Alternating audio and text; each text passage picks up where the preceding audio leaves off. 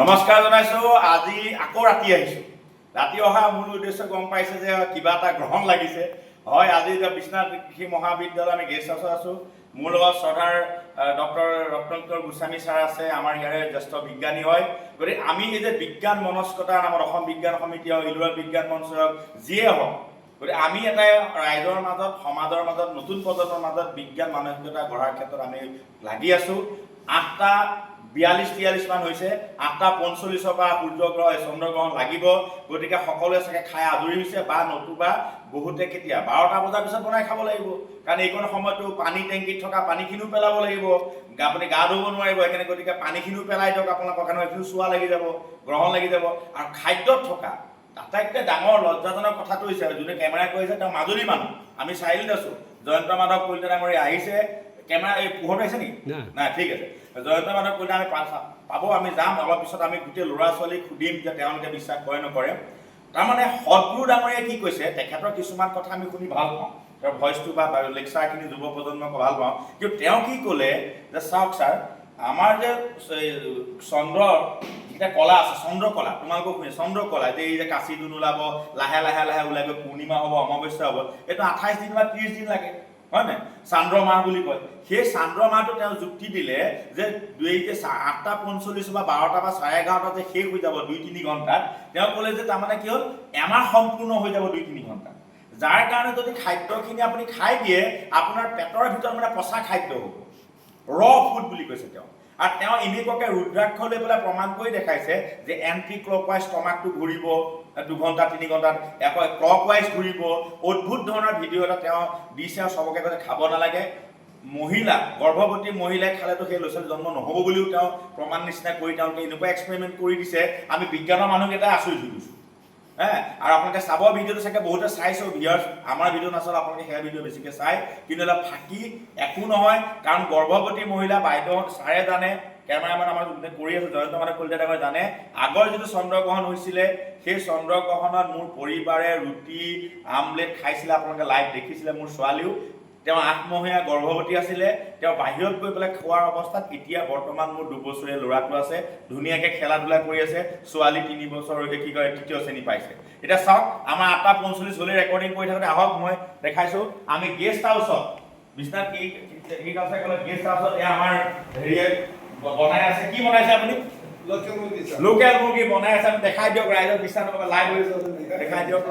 Local মুৰ্গী বনাই আছে। লোকেল মুৰ্গী আপুনি চাওক, লোকেল মুৰ্গী বনাই আছে। আমাৰ সকলোৱে আমি খাম। ভাজি বনাই আছে। গতিকে এইখিনি পেলাই দিব নেকি আপুনি? নেপেলাও। গ্ৰহণ লাগিল যে আকৌ খালে বোলে পচি যাব বোলে, এইখিনি পেটৰ বেমাৰ হ'ব, কিবা হ'ব। বিশ্বাস কৰে আপুনি? তাকে বিশ্বাস কেনেকে কৰিব? আৰু আপুনি খায়ে আছো, কৰি আছো। এতিয়া এইখিনি পেলাই দিব লাগে। পানী টেংকিত থকা পানীখিনিও পেলাই দিব লাগিব, চোৱা লাগি যাব। ফ্ৰিজত থকা পানীখিনি, খাদ্য বস্তু চব পেলাই দিব লাগিব। গতিকে এইবিলাক অন্ধবিশ্বাস, তোমালোকে বিশ্বাস নকৰিবা। ইয়াৰ পিছতে আমি যিটো কৰিবলগীয়া তাৰ আচৰিত। আমি এটা জেগালৈ যাম য'ত শ শ ল'ৰা ছোৱালীয়ে এই গ্ৰহণৰ সময়ত খাব, লাইভ দেখুৱাম আমি, লাইভ শ শ ল'ৰা। তেওঁলোকক সুধিম তোমালোকে বিশ্বাস কৰা নকৰে। আপুনি কৰিব পাৰে, মই কৰিব পাৰোঁ, ছাৰে কৰিব পাৰে, এয়া কৰিব পাৰে। আমি বুঢ়া পাম, আমি কিবা এটা শিকি আহিলোঁ, শিকাৰ কথাখিনি আমি বিশ্বাস কৰিলোঁ বাৰু। কিন্তু নতুন প্ৰজন্মই কৰে নকৰে, সেইটোহে লাগে। ছাৰ কওকচোন আপুনি 2 এষাৰ কি কয়? এইটোৱে কথা। আচলতে আমাৰ শ্ৰীযুত মৃত্যুঞ্জয় বৰদলৈয়ে ধুনীয়াকৈ ক'লে, তাৰপিছত মোৰ বেলেগকৈ এক্সপ্লেনেশ্যন দিব লগা নাই। কিন্তু আমি আচলতে সঁচাকৈ আজিৰ যুগত এইবিলাক বহুত অন্ধবিশ্বাসৰ পৰা এতিয়াও আমি মুক্ত হোৱা নাই। আমাৰ যদিও ধৰক আমি সকলোৱে জানো বুলি ভাবোঁ, আমাৰ ডিগ্ৰী আছে, আমি শিক্ষিত মানুহ, আনকি বহুত মানুহে আমি এতিয়াও কিন্তু বহুতখিনি ছুপাৰষ্টিশ্যন, যিটো অন্ধবিশ্বাসৰ বশৱৰ্তী হৈ আছোঁ। ঘৰখনতে আছে, ঘৰখনতে আছে। আৰু গতিকে আমাৰ, মই ভাবোঁ আজি তেখেতসকলে বা আমি মাজে মাজে কিছুমান কাৰ্যসূচী লৈ থাকোঁ, কেনেকৈ অন্ধবিশ্বাস আঁতৰাব লাগে। আৰু বহুত প্ৰয়াস ইতিমধ্যে হোৱা হৈছে, আৰু বহুতখিনি ইয়াত সফলতাও লাভ কৰিছোঁ আমি। আৰু আশা কৰিছোঁ আমি খুব সোনকালে এইবিলাকৰ পৰা মুক্ত হৈ এখন খুব মুক্ত নিকা, আৰু যিটো আচলতে যিবিলাক কথা আমি বিশ্বাস কৰিব লাগে, য'ত যুক্তি আছে, য'ত সত্যতা আছে, তেনেকুৱাবিলাক কথাৰ ওপৰত আমি আচলতে বেছি গুৰুত্ব দিওঁ।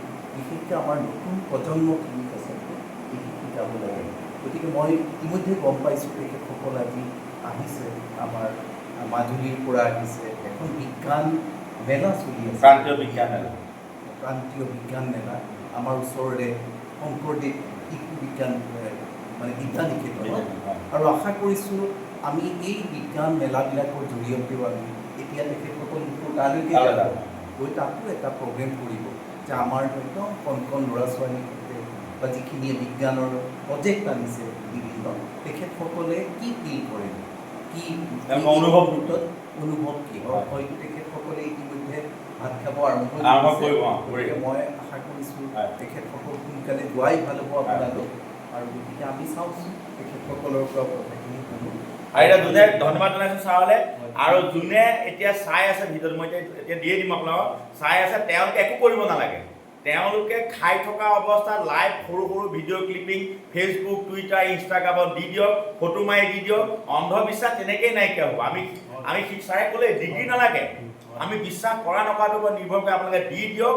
তাৰপিছত দেখিব সমাজৰ পৰা এইবিলাক কোনোবা সদগুৰু হওক, কোনোবাই আমাক আবহাওয়া ভাবিব নোৱাৰে, আমি নিজৰ জীৱন নিজে কৰিব পাৰিম। আৰু এতিয়া মই দেখাই দিওঁ লাহেকৈ, এইজন হৈছে জয়ন্ত মাধৱ কলিতা, মাংসৰ সৈতে ভাত ৰান্ধিব দিছে, গেষ্ট হাউচত খাব।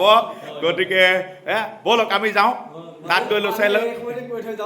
কোনোবা এজনে কৈছিলে APJ আব্দুল কালাম ছাৰে কৈছিলে নেকি, হয়, হয়। বোলে অন্ধবিশ্বাস কুসংস্কাৰ ভাৰতবৰ্ষৰ এক সামাজিক বোজা। মই সেই বুলিয়ে ভাবিছো। আৰু আমি আজি চন্দ্ৰগ্ৰহণ যে হৈছে একেবাৰে মুৰ্গী মাংস বনাইছো, দেখুৱাম যে আমাৰ কি হয়।